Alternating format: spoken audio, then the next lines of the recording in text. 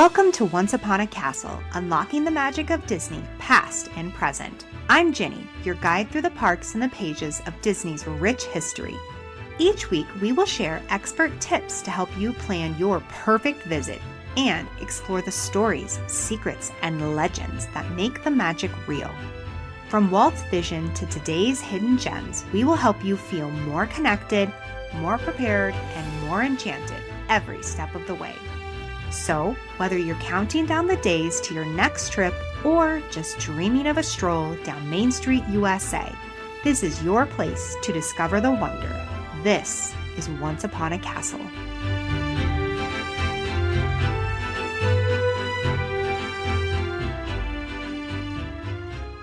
Congaloosh adventurers, welcome back to Once Upon a Castle, the podcast, where we wander through the details, stories, and hidden corners that make Disneyland so much more than a theme park. It's a living world, always evolving, always offering something new if you know where to look. Today, we're headed into the mysterious pathways of Adventureland for part 2 of our 4-part series. In our last episode, we explored the land itself, its attractions, its atmosphere, its origins, and the imaginative vision that shaped it. This week, we're shifting the spotlight to something just as important, the entertainment. Because Adventureland isn't just a backdrop of bamboo and thatched roofs, it's a stage. From fire knife dances and Polynesian dinner shows to flying carpets, street performers, stunt-filled summers, and characters who wander just close enough to spark a bit of mystery, entertainment has always shaped how this land feels. These performances, big and small, loud and subtle, are what give Adventureland its rhythm. So grab your explorer's pack, watch out for falling spears, and try not to wake up any ancient idols. Today, we're stepping into the shows, the music, and the performers who have brought Adventureland to life for generations. This would normally be the part where I share a wonderful review from our fabulous listeners. However, we have run out. So if you're enjoying this episode, I'd love your help spreading the magic. Please consider leaving a 5-star rating and a review so that I can share one out next episode. Leaving a rating and review truly helps other Disney dreamers find their way to this magical podcast. Now, last week, I asked you, the listener, if you had to create a new attraction in Adventureland, what would it be? And here's what you all said. Steph with Magic Key Adventures podcast said, I would love to see something creative and not tied to IP. Steph, I couldn't agree more. I love the fact that the original parts of the park were new, creative, something different, and something not tied to IP sounds super wonderful for this great adventurous land. Kim at Wishing Star said maybe something Tarzan or Mulan themed. We love that. We did have the Tarzan treehouse before, so I wonder if they could bring something Tarzan related back. That would be super cool. Michael Holland commented, I would love to see an SEA restaurant above the bazaar overlooking the land. Oh, yes, Michael. Oh my gosh, I absolutely love that idea. We know that we could use a little bit more dining there in Adventureland and an SEA themed one. Oh my gosh, I absolutely love that idea. Let's make it happen, Michael. Who do we need to write? Now, Michael also said that he had an idea for a ride, something Atlantis themed. Ooh, I love that. More in the style like the Runaway Railway, but Atlantis theme. Love that. Shanna said if I were to choose a scrapped idea, she would love to go back to the OG plan for the Tiki Room. She'd have new bird animatronics and more Polynesian culture and Polynesian-centric food. Yes, man, boy, we would love to have that dinner theater back. Wild Style 951 in Light commented that they would love to see something Moana or Encanto. I love that. I love the movie Moana. I love it when she comes around into Adventureland. That would be super fun. Tafiti the Mother Doe, I love that username, said, listen, we can't do anything over there until Tomorrowland is fixed. And my friend, thems are fighting words, and I am totally on your side in this battle. 100% agree. We'll dig into Tomorrowland eventually, but yeah, we need to get Tomorrowland, get its act together. So you're probably right. Adventureland is pretty great as it is. We need to take care of Tomorrowland for sure. Thank you, everyone who sent in their feedback. I love hearing from you guys. You all had such wonderful ideas. Who do we need to write? Who knows an Imagineer? Let's make some of these happen for sure. Now, before we dive into the specific shows and performances, it's worth taking a moment to think about why Adventureland's entertainment matters. This isn't just about actors on a stage or musicians in a corner. It's about how these experiences shape the way we feel in the land.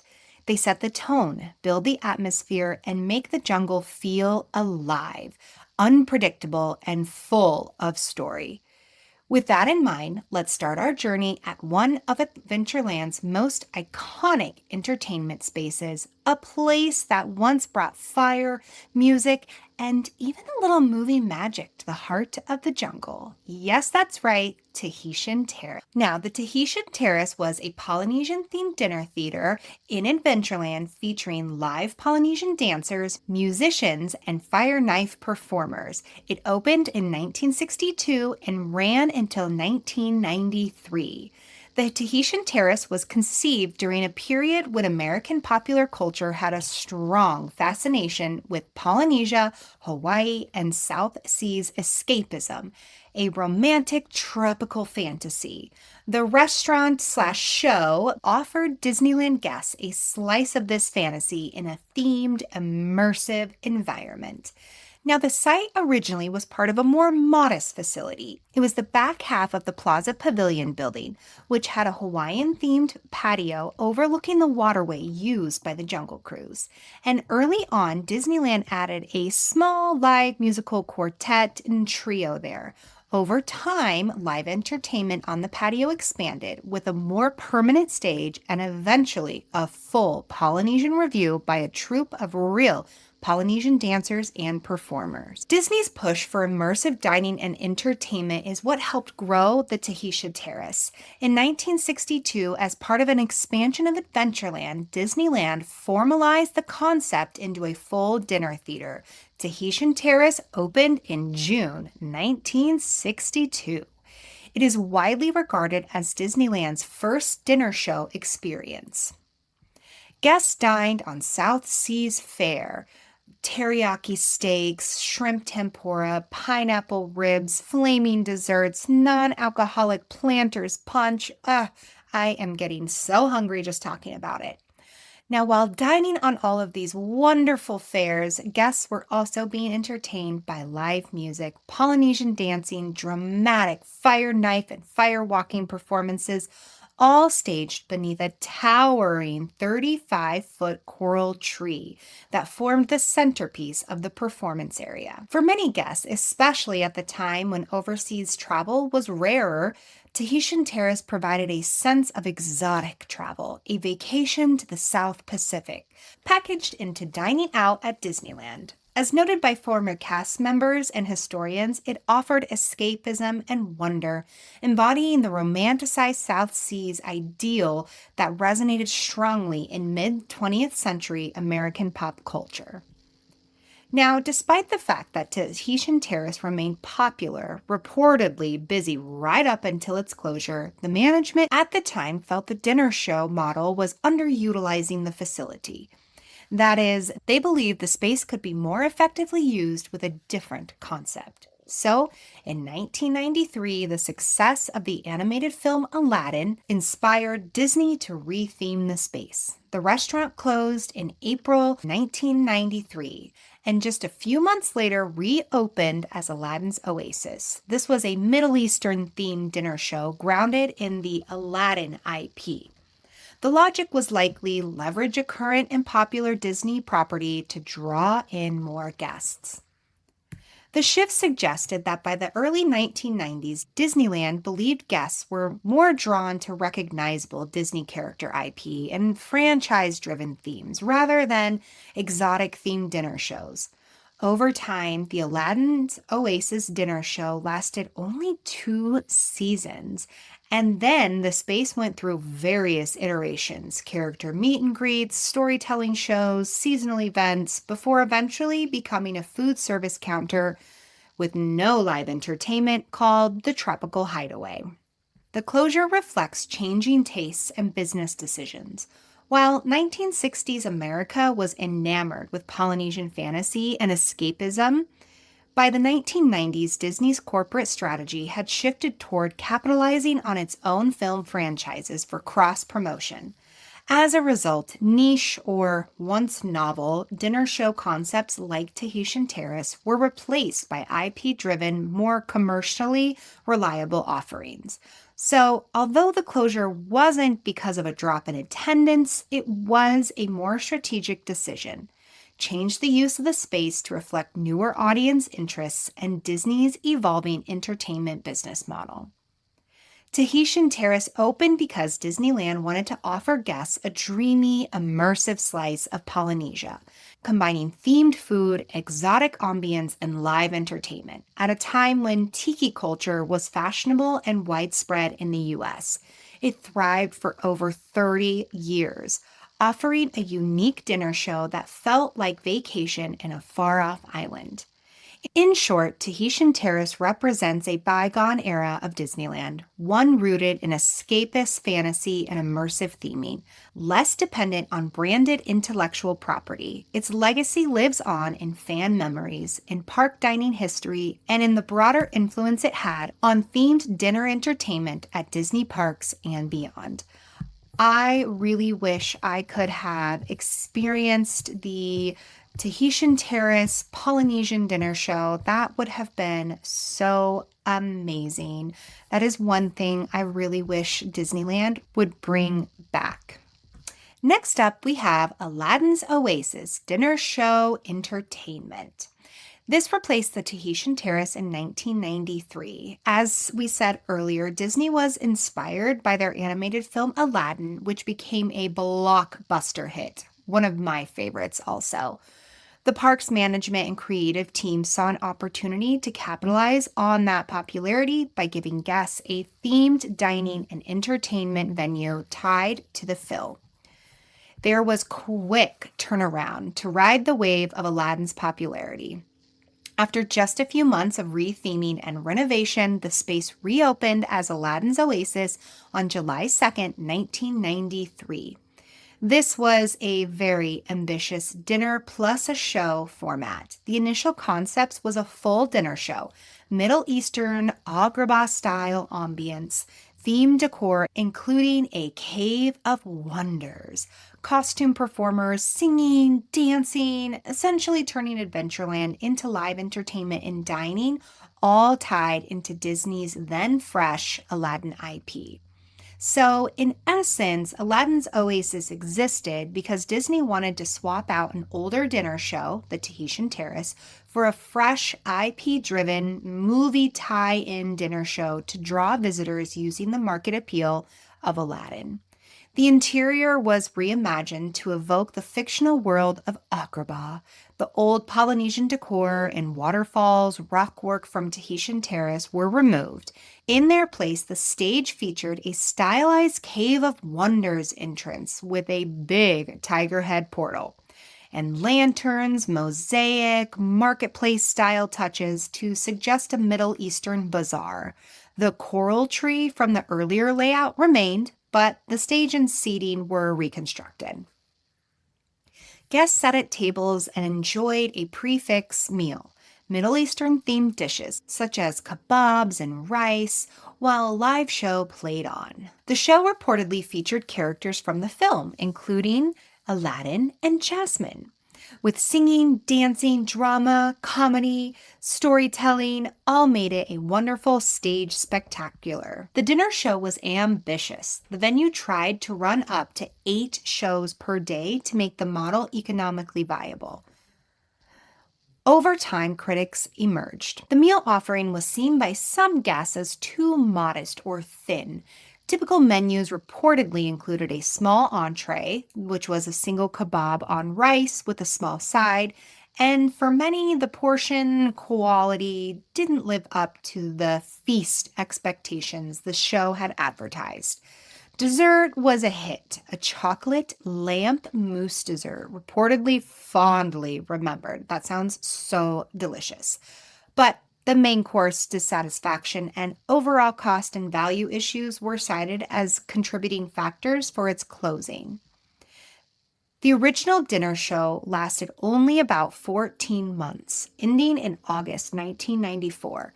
Despite the popularity of Aladdin, the show itself struggled. The high cost of upkeep from the live performers, the sets, the bespoke china, limited appeal of the food, and difficulty filling the venue enough times per day made it financially unviable. And in 1995, Aladdin's Oasis persisted as a full-service restaurant on busy park days. But without the show, that diminished one of its main draws. After all, many guests came for the show, not just the food. Now, by 1996, the restaurant component was closed itself. In 1997, the space was reimagined as Aladdin and Jasmine's Storytale Adventures, a simpler 20-minute storytelling show, no dinner service. It was more modest, it was much cheaper to produce, and more flexible for the park's needs. Children from the audience were sometimes invited to participate. Over the 2000s, the former dinner theater space was used sporadically for occasional shows, some character meet and greets, or special events. In 2008, it was repurposed briefly for a show tied to Indiana Jones and the Kingdom of the Crystal Skull, titled Indiana Jones and the Secret of the Stone Tiger. Otherwise, for long periods, the facility sat largely unused. Now, in early 2018, Disney pulled the plug on the underused space. On December 21st, 2018, the area reopened as Tropical Hideaway, a Polynesian-style quick-service snack spot, serving items like, my favorite, Dole Whip, their bows, the lumpias, but no longer offering any sort of live entertainment. This renovation was part of a broader refresh of Adventureland, restoring a more general tropical aesthetic. In short, Aladdin's Oasis attempted to deliver an immersive theming dinner show spectacle in a way that aligned with the then popular Aladdin film. For some guests, it was magical. For others, the dinner part failed to live up to the expectations. Although Aladdin's Oasis was short-lived as a dinner show, it marked a key turning point for Adventureland. It was the first time Disney replaced a long-standing exotic adventure theme with a story tied directly to a movie, signaling a shift in how the land would connect with guests. Adventureland moved from being a place inspired by far-off cultures and 1960s escapism to a place driven by a more recognizable Disney character and film-based storytelling. The Oasis brought a new kind of energy to the land, colorful, character-focused, and theatrical, showing that Adventureland could adapt and evolve with each generation. Even after the dinner show ended, the space continued to serve as a flexible stage for storytelling, character interaction, and special events, keeping live performances present in a corner of the land that had once been defined by it. So while Aladdin's Oasis didn't become the long-lasting classic Disney had hoped for, it left its marks by reshaping the creative priorities of Adventureland. It stood as a symbol of change, bridging the era of exotic escapism and the modern era of story-driven IP-centered experiences that now shape much of Disneyland. The Secret of the Stone Tiger was a short, stunt, interactive show to promote the release of Indiana Jones and the Kingdom of the Crystal Skull in 2008. It was staged in the Aladdin's Oasis performance space, plus roving random acts of indie appearances, and it had staged fight action sequences throughout Adventureland. Now, the random acts of Indy had roving pop-up stunt fight scenes around Adventureland, on the rooftops, the Jungle Cruise dock area, walkways, even a bridge near the treehouse where Indy would chase or fight a villain, giving surprise action in unexpected places. There was also minor overlays on existing rides and areas. Some artifacts added into the queue of the Jungle Cruise were part of this event. The show's premise was a female archaeologist, Dr. Rachel Flannery, who was investigating a lost stone tiger, a mythical idol temple relic, using clues from the Journal of Indy.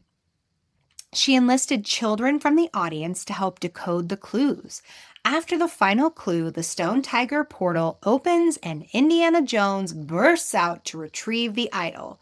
Drama ensues. The villainous archaeologist tries to seize the idol, but ends up defeated. It ran several times a day. It was short, about 15 to 20 minutes. It was designed to involve the young guests directly. Kids would help solve the clues, activate the stone tiger, and then end with Indy's dramatic return and rescue. According to reviewers and fans at the time, the re-theme was rather shallow. The set and costumes were made largely those from Aladdin's Oasis, only minor changes like a few vines over the Cave of Wonders entrance, disguising it as Indy. That led many to view it as a half-baked, cost-cutting tie-in. A major issue arose because the show featured a fight between Indy, a male hero, and a villainous female archaeologist. That's Dr. Rachel Flannery. Some critics saw this as problematic, especially in the context of a family-oriented park. After press criticism, Disney altered the show to remove direct punches. Indy no longer struck the woman, but dodged instead. Many longtime fans disliked how the show replaced previous, more thematic or original content. Some thought it diluted the magic of Adventureland by introducing a contemporary film IP with a somewhat shallow overlay. Others called the show a misfire. After the summer of 2008, the Indy show and roving stunt performances ended. The Oasis venue reverted to a sporadic or minimal use, with no permanent show replacing it. Nevertheless, Summer of Hidden Mysteries is historically significant. It reflects a trend of the late 2000s, using temporary IP-driven entertainment overlays to refresh older park spaces cheaply and quickly, rather than building new attractions. In that way, it marks a transitional moment in how Disney approached live entertainment content. Adventureland has periodically hosted roaming character appearances and themed meet and greets. By this, I mean anything from characters wandering the land and surprising guests, to regular meet and greet setups, to seasonal pop-up events. In the late 1960s, during holiday seasons, the park had a holiday-themed character program where characters from the Jungle Book, such as Baloo and King Louie, would appear in Adventureland between parades, greeting guests on the walkways. Throughout the 1970s and beyond, walk-around style appearances by jungle-themed characters, including King Louie, were reportedly used to give the land some atmosphere. Such roaming characters helped reinforce the jungle exploration and exotic adventure move of Adventureland in its early decades, adding spontaneity, surprise, and a sense of this land is alive. Sometimes more adventurous or modern-era characters were used too. For example, in 2023, Disney announced that Indiana Jones would return, but for a limited time, as a face character in Adventureland at Disneyland, in conjunction with the new film release. Moana has also made an appearance from time to time. In a land meant to evoke exotic jungles, far-off bazaars, and adventurous exploration, having roaming inhabitants, jungle characters, or storybook figures reinforces the thematic ambiance. Compared to building a full new ride or show, character meets are relatively low cost, especially if scheduled in existing walkways or plazas. It allows the park to refresh its live entertainment without huge investment. For many guests, especially families and children, meeting a live Disney character unexpectedly or as part of a meet and greet becomes one of the most memorable experiences. It creates emotional connection and highlights the magic beyond rides. At its heart, character interactions in Adventureland have always been about bringing the land to life, whether it's a surprise encounter with a jungle character decades ago or a familiar Disney face appearing today. These moments add warmth, personality, and a spark of spontaneity to the winding pathways. They help transform the space from just a themed environment into a living, breathing world where stories feel like they're unfolding around you. No matter which characters appear or how often they show up, their presence adds that extra layer of magic that makes Adventureland truly feel alive. And that wraps up our journey through the entertainment of Adventureland, the music, shows, characters, and little moments of magic that have helped this corner of the park feel alive for nearly 7 decades. From fiery dancers under the stars to wandering explorers, singing birds, and surprise encounters on winding pathways, entertainment has always been the spark that turns Adventureland from a themed land into a living story. These experiences remind us that Adventureland isn't just a collection of attractions. It's a mood, a place where sound, movement, and imagination blur together, a place where the unexpected can happen right in front of you. Sometimes on a stage, sometimes just around a bend you've walked 1,000 times before. So next time you find yourself in the jungle, pause for a moment. Look past the palm fronds, listen to the distant drums, and you might catch a piece of the entertainment legacy that's been unfolding here since opening day. Thanks for adventuring with me again today, and remember, in this land, surprises are part of the fun, even if one of them turns out to be a mischievous parrot or a very confused explorer. Next week, we will continue our 4-part journey with something delicious, dining in Adventureland. From tropical treats to spicy skewers, you won't want to miss it. I'm literally drooling already. If you've enjoyed today's episode, don't forget to follow, rate, or leave a review. It truly helps more adventurers discover the magic of the parks. You can also connect with me on Instagram at Once Upon a Castle Podcast or TikTok at Virginia K. West. Now, after all this talk about past entertainment, what entertainment would you create or bring back to Adventureland?